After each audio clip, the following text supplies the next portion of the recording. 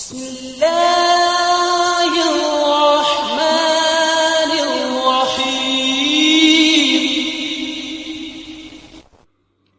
যেতিয়া মক্কাত জীৱন ধাৰণ কৰা কঠিন হৈ পৰিল তেতিয়া নবী কৰিম সাল্লাল্লাহু আলাইহি ওয়াসাল্লামে ভাবিলে যে তাইববাসীয়ে ইছলাম ধৰ্মক সুদৃষ্টিৰে চাব আৰু তেওঁৰ ওপৰত ঈমান আনিব। তেনেহলে সাহাবাসকলক তাইফলৈ হিজৰত ভ্ৰমণ কৰাৰ অনুমতি প্ৰদান কৰা হ'ব। কিন্তু তাইববাসীয়ে এনে অভদ্ৰ আচৰণ কৰিলে যাৰ বাবে সিহঁতৰ পৰা নিৰাশে প্ৰকাশ পালে। গতিকে হুজুৰ সাল্লাল্লাহু আলাইহি ওয়াসাল্লামে সাহাবাসকলক হাবশা আবিচিনিয়ালৈ ভ্ৰমণ কৰাৰ নিৰ্দেশ প্ৰদান কৰিলে। সেয়েহে এজন এজনকৈ সাহাবাসকলৰ বৃহৎ এটা দল হিজৰত কৰি আবিচিনিয়ালৈ গুচি গ'ল।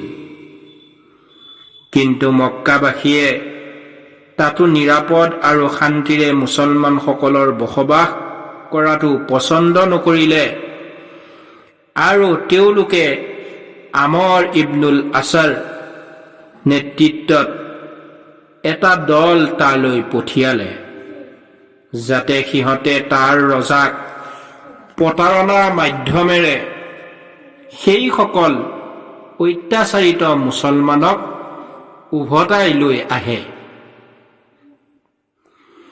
উক্ত প্ৰতিনিধি দলটোৱে ৰজাৰ ওচৰত তেওঁলোকৰ বিষয়ে মিছা ভিত্তিহীন অভিযোগসমূহ উপস্থাপন কৰিলে। কিন্তু জ্ঞানী ৰজা নাজ্জাশীয়ে সিহঁতৰ কথাৰ প্ৰতি বিশ্বাস নাৰাখি মুহাজিৰিন অৰ্থাৎ দেশ ত্যাগী মুছলমানসকলৰ বয়ান শুনাৰ প্ৰয়োজন বোধ কৰিলে। যেতিয়া মুহাজিৰিনসকলৰ ভাষ্য ৰজাৰ কৰ্ণগোচৰ হ'ল, তেতিয়া কুৰাইশৰ প্ৰতিনিধিৰ অভিযোগ মিছা প্ৰমাণিত হ'ল আৰু মুহাজিৰিনসকলৰ প্ৰতিনিধি হযৰত জাফে তায়াৰ ৰাদিয়াল্লাহু আনহুৱে ৰজা নাজ্জাশীৰ আগত ভাষণ দি সূৰাই মৰিয়মৰ কিছু অসংখ্যক আয়াত পাঠ কৰি শুনাবলৈ ধৰিলে।